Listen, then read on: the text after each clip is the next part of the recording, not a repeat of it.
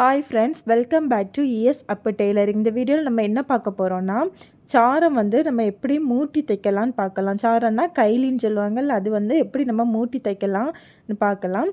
இந்த மாதிரி tailoring videos பார்க்கணுன்னா என்னோட சேனலை சப்ஸ்கிரைப் பண்ணிக்கோங்க, ஷேர் பண்ணிக்கோங்க, லைக் பண்ணிக்கோங்க. பக்கத்தில் உள்ள பெல் ஐக்கான் பட்டனையும் ஆன் பண்ணிக்கோங்க.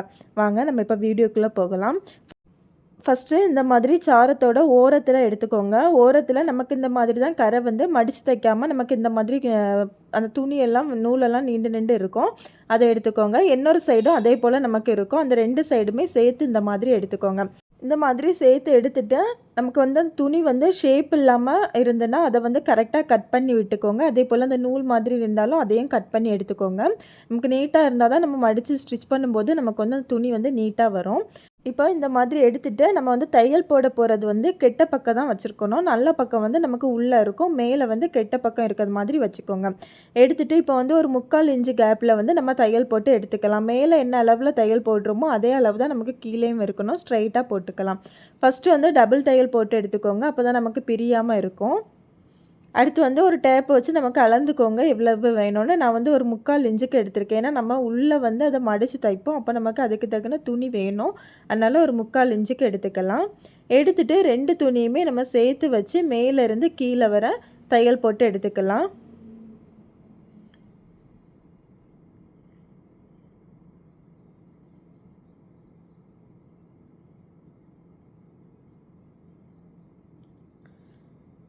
நம்ம தைக்கும்போது 2 துணியுமே கரெக்டாக ஒரே லெவலில் இருக்கான்னு மட்டும் பார்த்துக்கோங்க.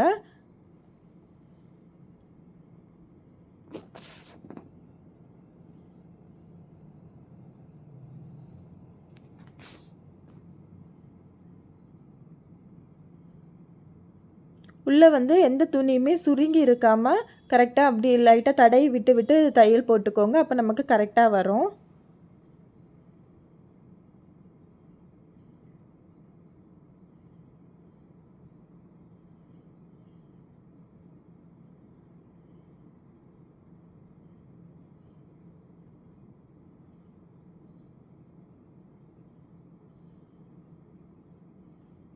நம்ம மேலே கரெக்டாக தையல் போட்டால் தான் கீழே நமக்கு 2 துணியுமே சேர்ந்து ஒரே லெவலில் இருக்கும்.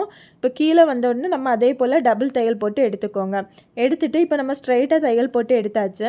அடுத்து வந்து அந்த சாரத்தை வந்து 2ஆக விரிச்சிக்கோங்க. இந்த மாதிரி 2ஆக விரிச்சிக்கோங்க. மேலே தான் நம்ம அந்த தையல் போட்ட துணி வந்து மேலே தான் நமக்கு இருக்கணும். இந்த மாதிரி வச்சுக்கோங்க.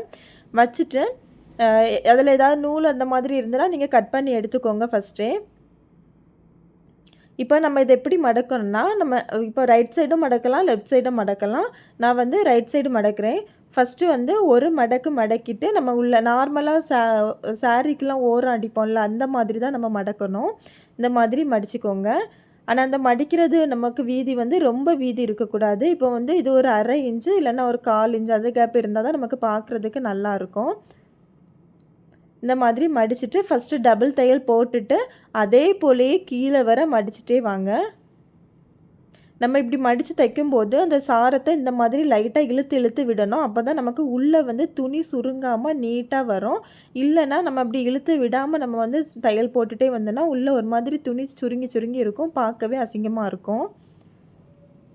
அதனால் நம்ம இப்படி உள்ளே ஒரு மடிப்பு மடிச்சுட்டு சாரத்தை வந்து அப்படி லைட்டாக தடவி விட்டிங்கன்னா அந்த துணி வந்து உள்ளே சுருங்காமல் இருக்கும். இப்போ நம்ம மேலே எந்த லெவலில் மடக்கியிருக்கோமோ அதே மாதிரி தான் நமக்கு கீழேயும் வரணும். அப்போ தான் நமக்கு பார்க்குறதுக்கு நீட்டாக இருக்கும்.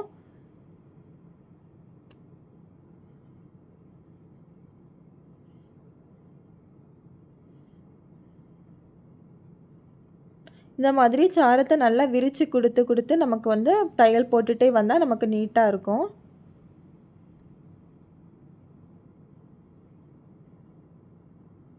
அதே போல் நம்ம தையல் போடும்போது நம்ம அந்த மடிச்சிருப்போம்ல அந்த ஓரத்திலோட தான் தையல் போடணும்.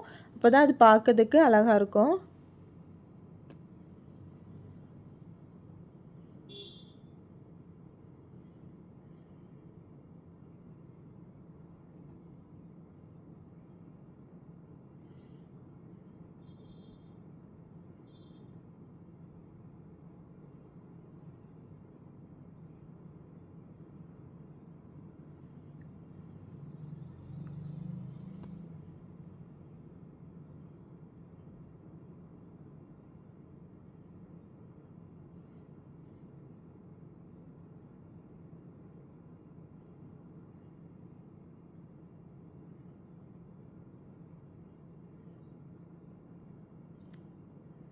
இந்த மாதிரி எண்டு வரும்போது நமக்கு அந்த துணி வந்து கரெக்டாக ஒரே லெவலில் நிற்கணும். அந்த மாதிரி தான் நம்ம மேலே கரெக்டாக தையல் போட்டால் தான் கீழேயும் நமக்கு கரெக்டாக அந்த மடிப்பு வந்து அந்த கீழே உள்ள துணியோடு சேர்ந்து கரெக்டாக இருக்கும். இல்லைன்னா மேலேயும் கீழேயுமா இருக்கும்.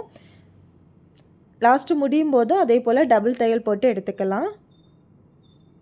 போட்டு எடுத்த பிறகு இப்போ மிஷினில் இருந்து சாரத்தை வெளியே எடுத்துக்கலாம். எடுத்துகிட்டு இப்போ பாருங்கள் எவ்வளோ நீட்டாக இருக்குதுன்னு. ஒரே அளவில் இருக்கும் நமக்கு தையல் எல்லாமே. மடித்து தைச்சது எல்லாமே நல்லாயிருக்கும். உள்ளேயும் பார்க்கும்போது நமக்கு நீட்டாக இருக்கும். உள்ள துணி எதுவுமே சுருங்காமல் எடுக்காமல் கரெக்டாக வந்திருக்கு. இந்த வீடியோ உங்களுக்கு பிடிச்சிருந்துன்னா லைக் பண்ணுங்கள், ஷேர் பண்ணுங்கள், கமெண்ட் பண்ணுங்கள், சப்ஸ்கிரைப் பண்ணுங்கள். Thank you friends. தேங்க்ஸ் ஃபார் வாட்சிங். பாய்.